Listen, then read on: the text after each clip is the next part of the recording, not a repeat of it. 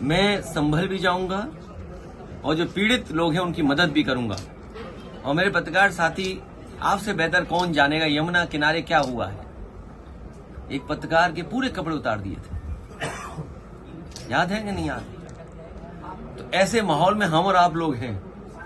संभल के लोगों की मदद हो, उनको न्याय मिले, और उसके लिए हमें चाहे लोकसभा में सवाल उठाना पड़े या लगातार हम लोगों को उसके लिए लड़ाई लड़नी पड़े, हम लोग संभल के लोगों को न्याय दिलाना चाहते हैं। उन्हें न्याय मिलेगा। जो संविधान या जो आर्टिकल कहता है प्लेसेस ऑफ वर्शिप एक्ट, उसको भी नहीं सरकार मान रही है। क्या खोदना चाहते हैं आप? मुझे तो ये समझ में नहीं आ रहा, भारतीय जनता पार्टी को कैलाश पर्वत नहीं दिखाई दे रहा है, मानसरोवर नहीं दिखाई दे रहा। इन भारतीय जनता पार्टी के लोगों से कहो कि चलो मानसरोवर की ओर, चलो कैलाश पर्वत की ओर, हम आपका साथ देंगे। हो अगर हिम्मत उनमें हो, उनमें बहादुरी, तो चल के दिखाएं। ये कमजोर पे अन्याय कर सकते हैं, ताकतवर के ये पैर छूते हैं, ताकतवर के आगे सामने झुक जाते हैं। अभी लोकसभा में विदेश मंत्री ने जो स्टेटमेंट दिया था चीन को लेकर के, सबसे पहले मैं खड़ा हुआ, कहा कि रिजांगला जो मेमोरियल है उसके बारे में क्या कहना चाहते हो आप?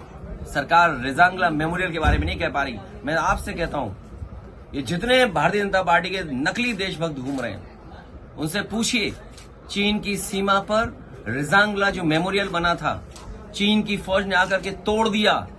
क्या ये भारतीय जनता पार्टी के लोग उसी जगह पर रिजांगला मेमोरियल बनवाएंगे कि नहीं बनवाएंगे? और मैं ये दावा करता हूं आपसे, भारतीय जनता पार्टी के लोगों पर कोई जवाब नहीं होगा। वो कभी कुछ नहीं कह सकते, क्योंकि चीन बहुत ताकतवर देश है।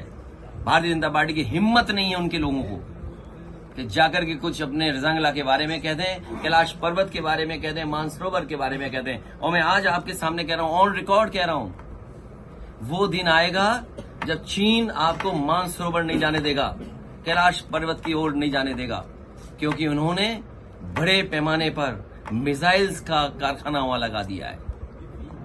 ये बात अगर गलत है तो बीजेपी के लोग कहें आकर के। केवल 12 किलोमीटर सड़क बनी थी, नेपाल ने आपके खिलाफ खड़ा कर दिया था। नेपाल को चीन ने लिपू लेक को लेकर के 12 किलोमीटर सड़क बनी थी, अगर आपको याद हो, नेपाल को आपके खिलाफ खड़ा कर दिया था। ये बीजेपी के लोग केवल कमजोर पर अन्याय कर सकते हैं, ताकतवर के सामने ये झुक जाते हैं। चीन के खिलाफ नहीं बोलेंगे, क्योंकि इन्हीं के लोग सबसे ज्यादा कारोबार चीन से कर रहे हैं। तो ये सवाल बड़े हैं जिसका जवाब बीजेपी के पास नहीं है, बीजेपी के पास जवाब नहीं दे सकते हैं। और मैं तो कहूंगा पत्रकार साथियों, आप भी चलना कैलाश पर्वत की तरफ, मानसरोवर की तरफ, हम सब लोग चलेंगे।